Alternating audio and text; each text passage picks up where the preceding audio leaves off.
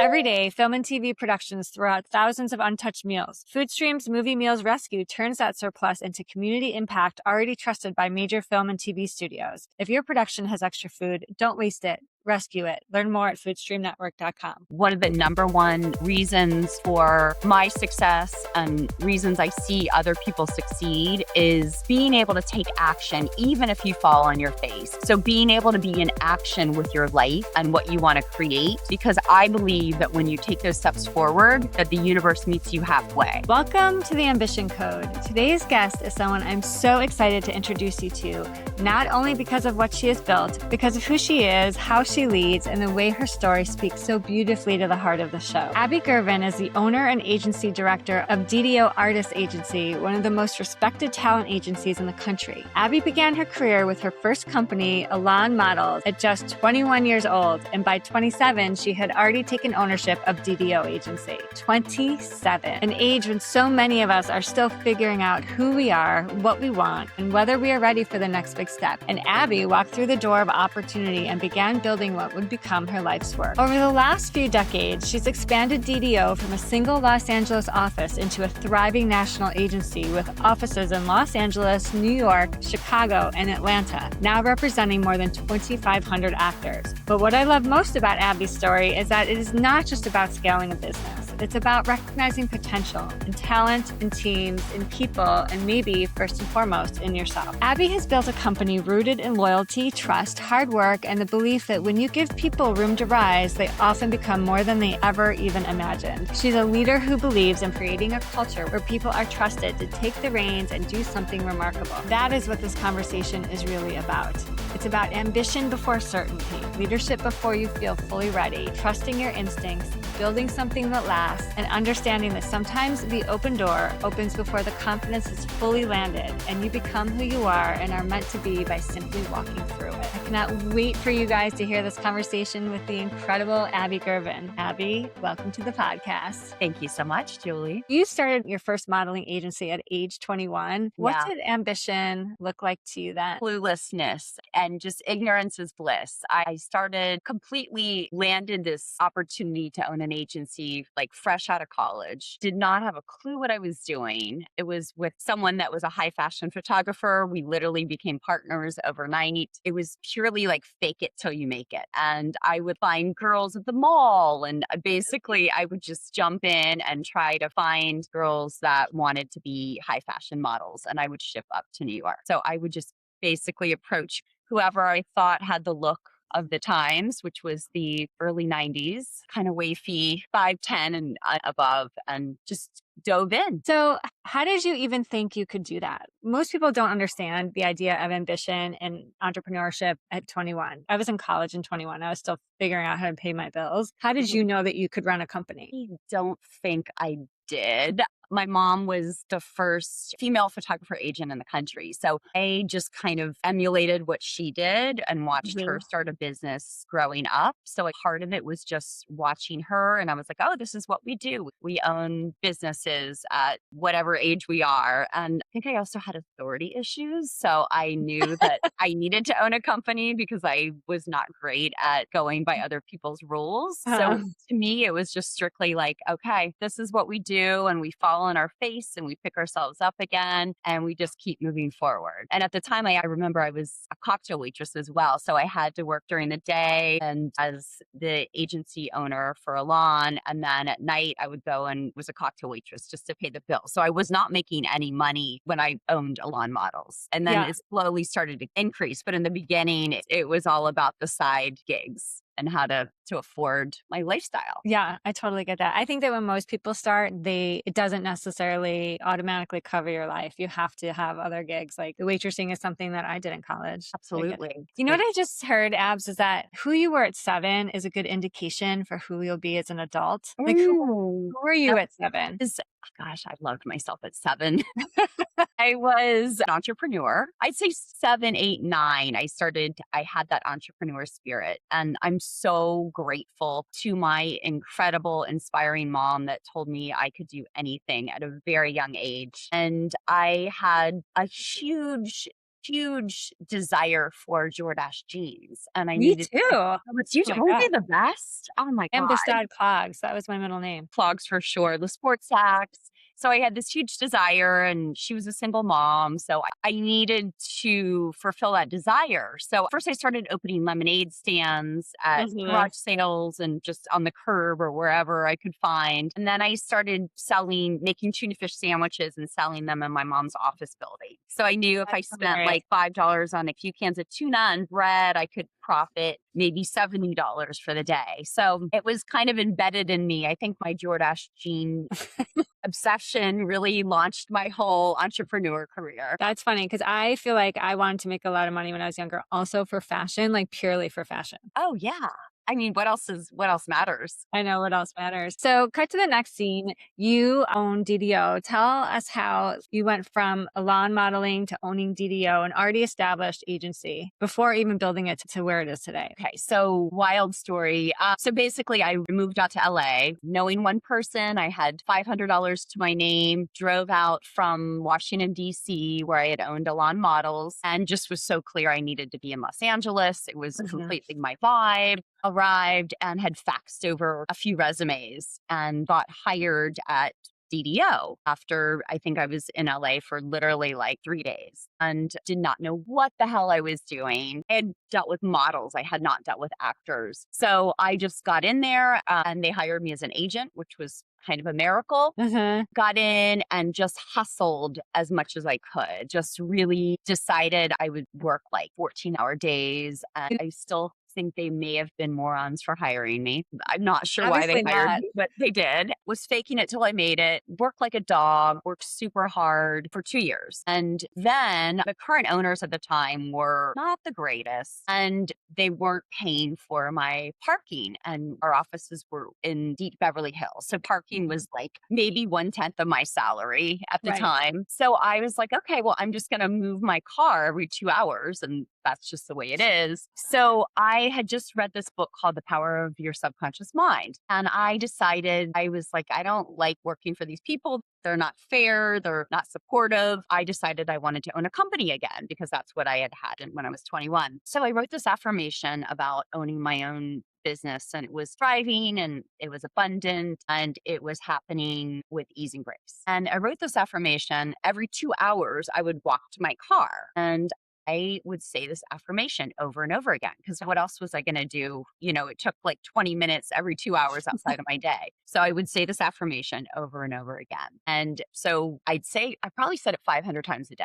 And this Wow. went on for a couple weeks. And it was all about me owning my own company and I'm abundant. And I walked in one day and the owners had offered me to buy the company for Wow. a really good price. And I was like, well, that's great. I literally have like, a couple $1,000s to my name, but sure. And so walked out that day and we drew up an agreement that I bought for $50,000 with a Yeah. partner at the time and basically left that day with an agency. Wow. And it was a wild day, but it was such an incredible confirmation of my affirmation and what I was putting out to the universe. I could not fathom that this would have happened in my wildest dreams. I was thinking, oh, I'll have to open my own company and start it and build it and that sort of thing. And this just fell in my lap. I was terrified at the time because I was like, oh, I just bought this agency. I didn't know what that would entail, didn't have much money. And so I was terrified, but I just, in my heart of hearts, I knew it was such the right choice. And I also didn't want to abandon my clients at the time. So I was like, well, I have to do this or else the company was going to close. Wow. Okay. So I love that you did your affirmations 500 times a day. I mean, you're so productive. It does not shock me, but it was sure your affirmations, but it's also that you had the talent and you had the experience because you had your own agency. So what do you think made the current owner say, okay, you're the one that's going to take over the legacy of this agency? Well, we were the only agents there, so they had no choice. It really was simple as that. They had no choice. There was myself and another agent at the time. We were the perfect people to sell it to because we were the agents and the ones that had the trust with the client. Okay. And also that you totally know what you're doing. I'm just going to add that in there.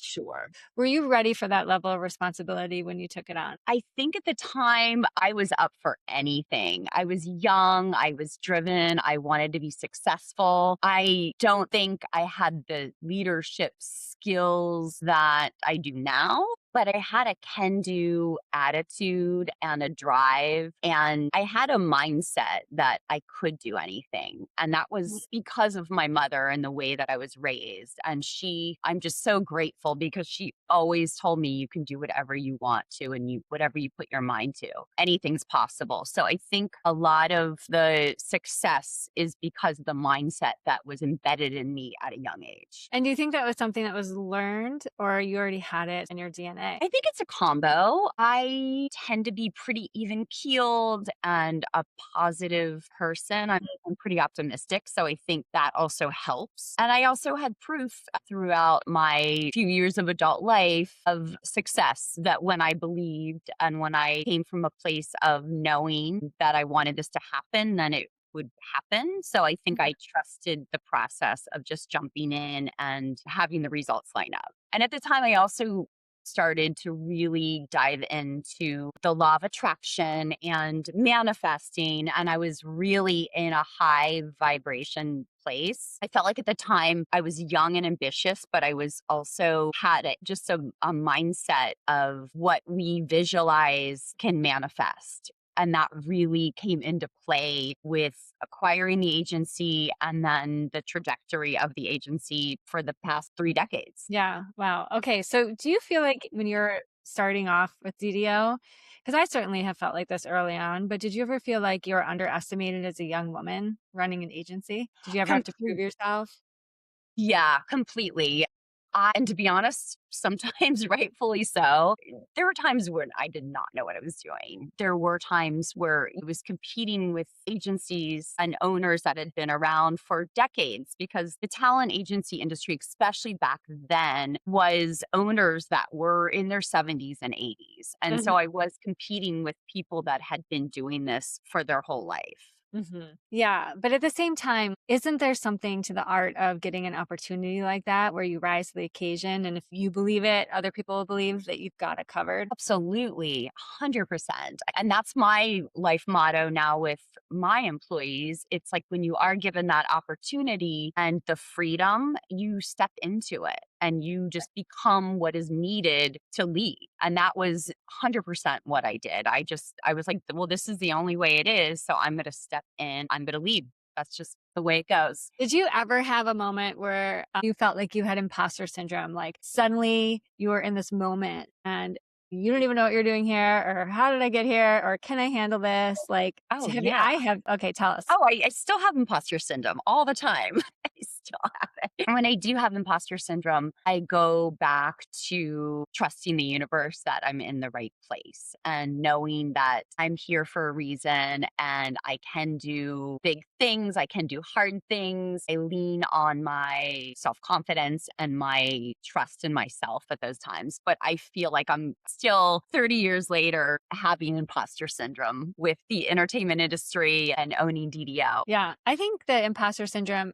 it sort of wears off as you get older when you have the confidence that you know your abilities and you're more confident overall. You know that you belong in a room. But I think at the beginning, I had it so bad. I'd like get opportunities to pitch shows to big networks. And I was like really young, Oh pretty yeah. inexperienced. Oh yeah. You have a very similar story. Yeah. I'd be like, oh my God, but I had to remind myself that I got myself into that room and I was supposed to be there. And so I got there because I had a good pitch. And like to Yes. my surprise, I sold stuff. So can you speak a little Yes. to that? Absolutely. What advice would you give to like the younger version of Abby to fight imposter syndrome? Because a lot of people do for a long time. Yeah, I would say, first of all, knowing that most people do have imposter syndrome. And so trust yourself. Like I'd say affirmations about trusting yourself, visualizing before, say, you're having imposter syndrome about a big pitch or opening a big audition or a big meeting, I would rely on really visualizing how I want that to go and just seeing it through. Mhm. I come from a place of knowing. So Mhm. when I see myself on the other side and I look back and I know that, okay, I've got this big meeting, I know that I'm going to say the right things, I know that it's going to be successful. And then I work back. Sometimes that can be hard because I've been in meetings where I could be like, oh my God, I'm going to like throw up in front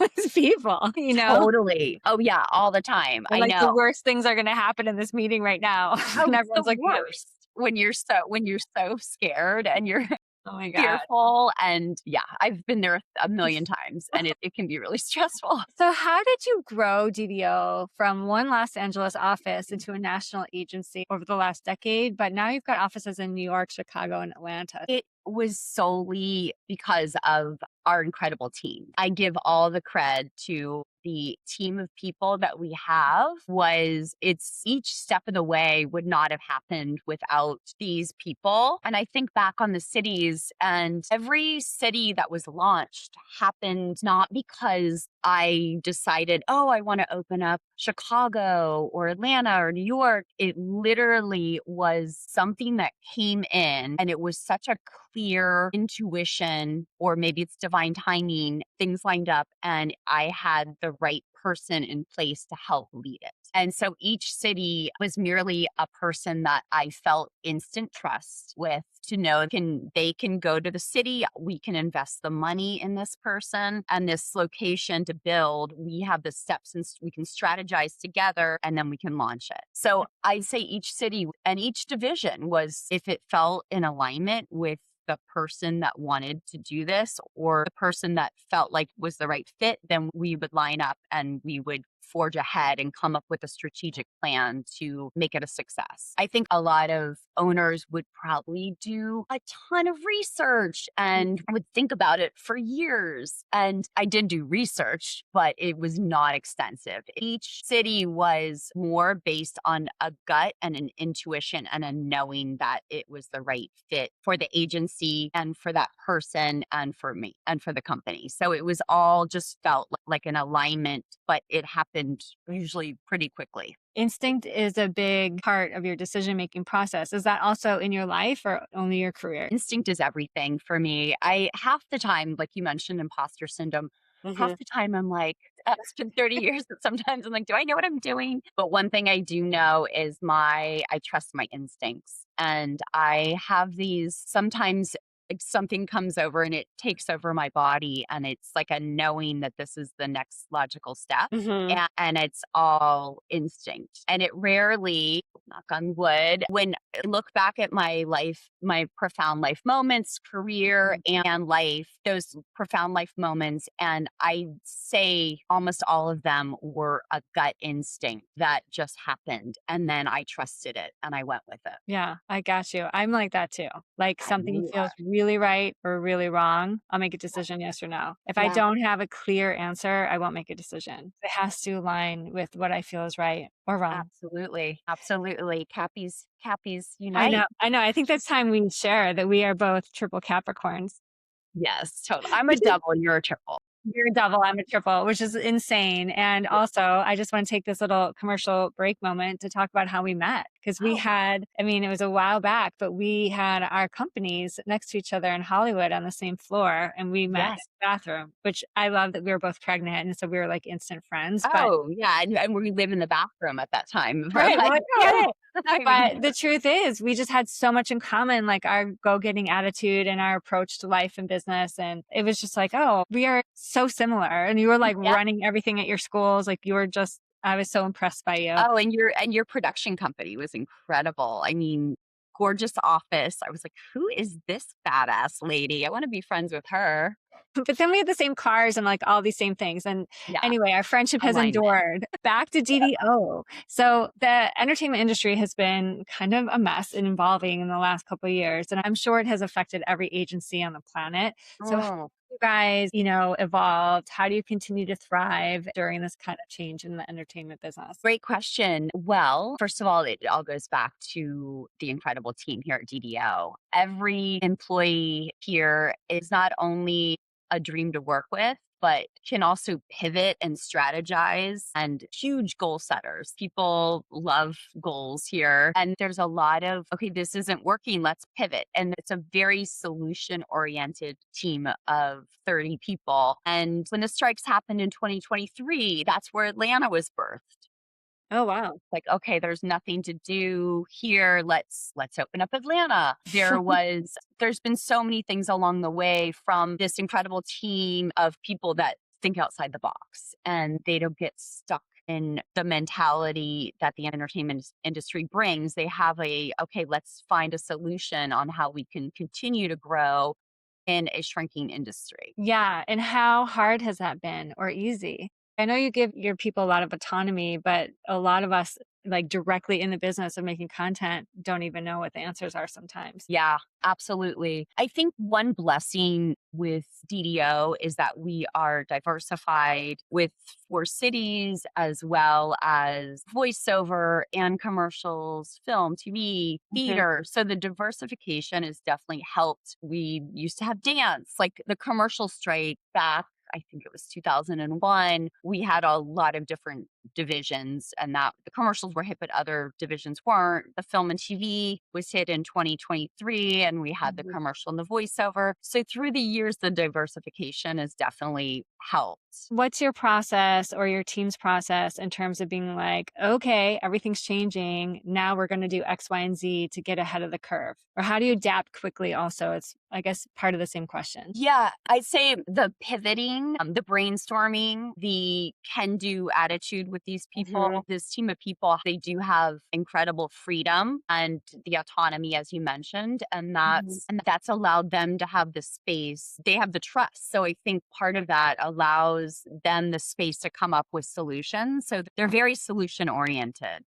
So you just went into your career and, wrapped your arms around it and ran. But some people, they sort of have a barrier. They know they want to succeed, they know where they want to go, but they don't know how to take that step from college or home or wherever they may be into the rest of their life.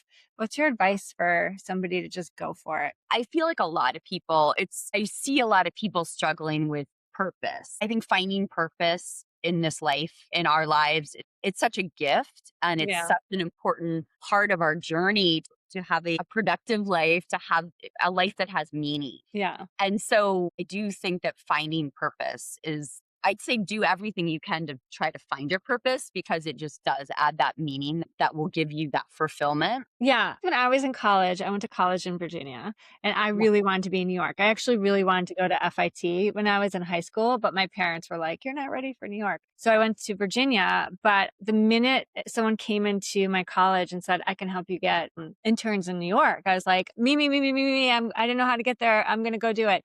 But there's another side of me that knew I wanted to go to Interview Magazine, which was my dream. So I literally went into the masthead and I looked at everyone that was working there, and I would Yeah. call the main number and be like, "Is so and so in the production department there?" And then I would call them and say, Uh-huh. "Hi, I'm a college student. I'd love to intern for you." So it's that ambition of being like, that's what I want. I want to go after it. So, Yeah.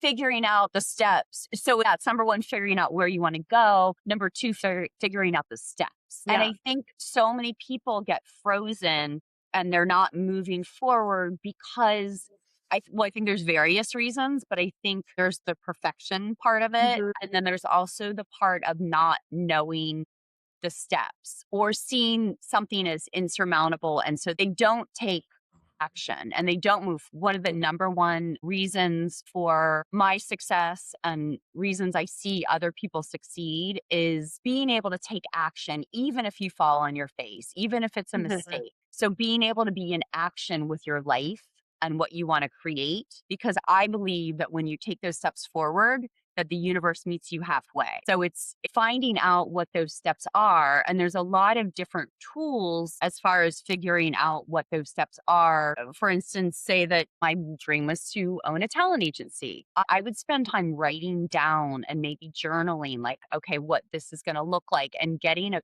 clear vision about what I want to create Mhm. would be one step to get into the details about what I want to create with the talent agency. And then I would look at what are some initial first steps, because I think people get bogged down with if they go straight to the big picture and what they want to do, it can feel really overwhelming. And they're going to come across a lot of red tape and they're going to come across some hurdles. And so you've got to have some wins along the way. And if you can start looking at these tinier, they're called like 3-foot tosses versus these large jumps, Mm-hmm. start having wins along the way, that creates that momentum. So I think momentum when you're starting something out is everything too, because you want to be in action and you want to keep that momentum to move forward. Yeah, I've never heard of that 3-foot tosses, but that makes total sense. Yeah. I love it. Yeah. So, how has your definition of success changed now from when you were 27 in life and in work? Life and work. I'd say 27, it was all about, I had so many desires and so many, it was all about success and probably more ego based and what was in front of me and tangible items. And now I feel like it's like that work life balance is so important. Yeah. And I feel like I have like meaning and purpose in so many other areas of my life as well. Mhm. And just to constantly, for me, it's all about continuing to evolve. So I love changing and growing as a human. Mhm. And so to me, that's what success is now. It's ever changing. We're ever changing beings. The world is spinning and everything's moving. And so we need to keep evolving and moving to keep that momentum and to keep changing and growing and learning is, to me, that's everything as far as success. Can you talk about finding inspiration in your life and career to drive you forward? You touched on it a little bit before, but specifically inspiration. I'd say my employees inspire me a lot, and the clients or talent underneath that they represent. And sometimes I think about what a big footprint that DDO has. Mhm. It's not just a company, it's about the lives that we are affecting and touching. And that's a huge inspiration to me to know that we have 30 employees and hopefully they feel that they have a happy, healthy work environment where they're inspired. And so that's Mhm. 30 people whose lives hopefully are improved by working at DDO. And then with that, there's so many incredible talent, about 2,500 talent that are affected by those agents and that team and those assistants. And what I feel is that we're unique in the sense that our team they're kind.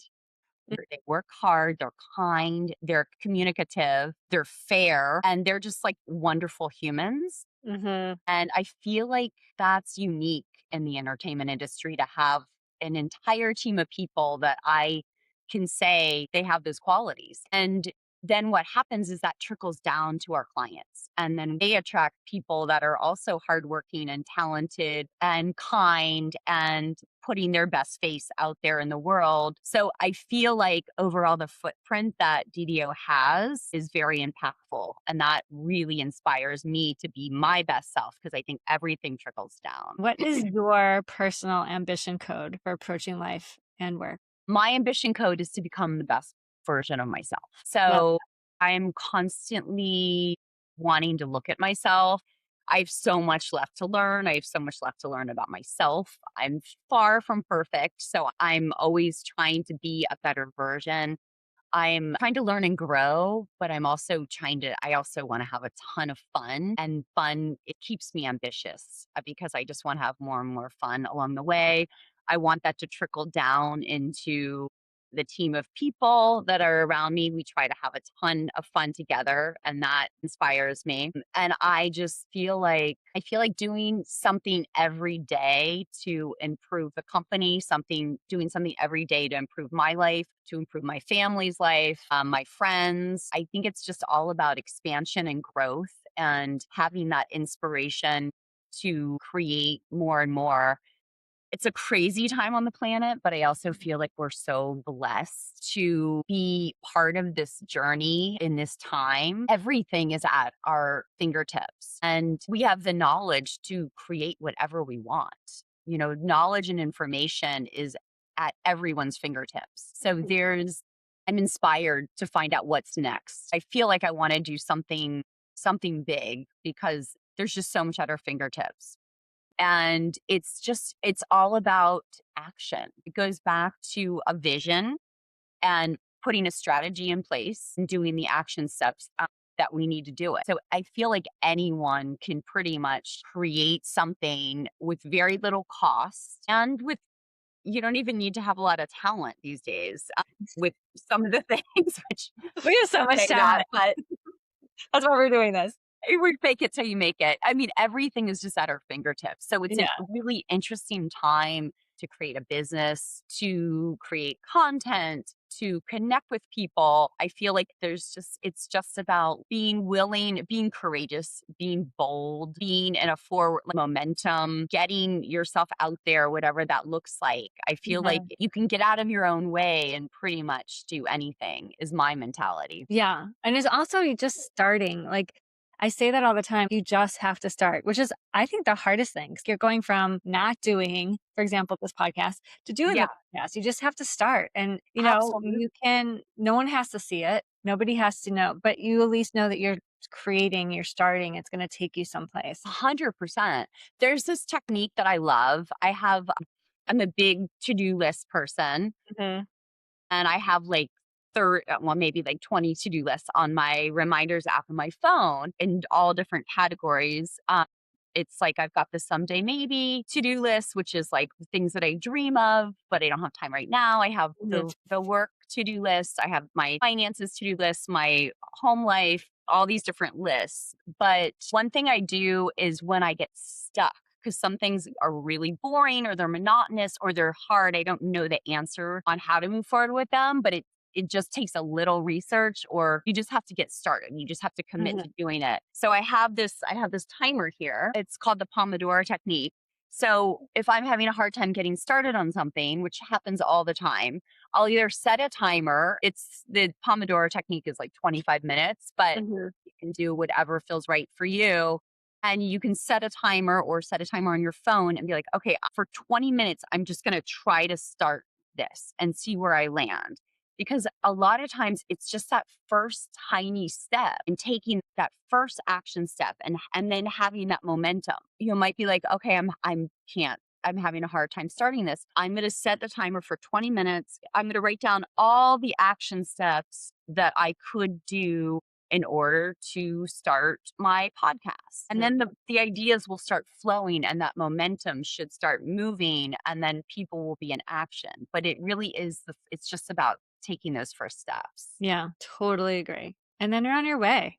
Yeah, And by the hopefully. And way, then you might fall on your face yeah. And or it might not work out, but it's better than not starting. It's better 100%. than not doing anything. And also starting can take you somewhere you didn't even expect. Like Oh, at all. totally. Absolutely. Because you Absolutely. build Yes, opportunity. 100%. Yeah, you don't know where you're going next. But as long as you're out there and you're growing and you're being bold and you're being courageous, Yeah.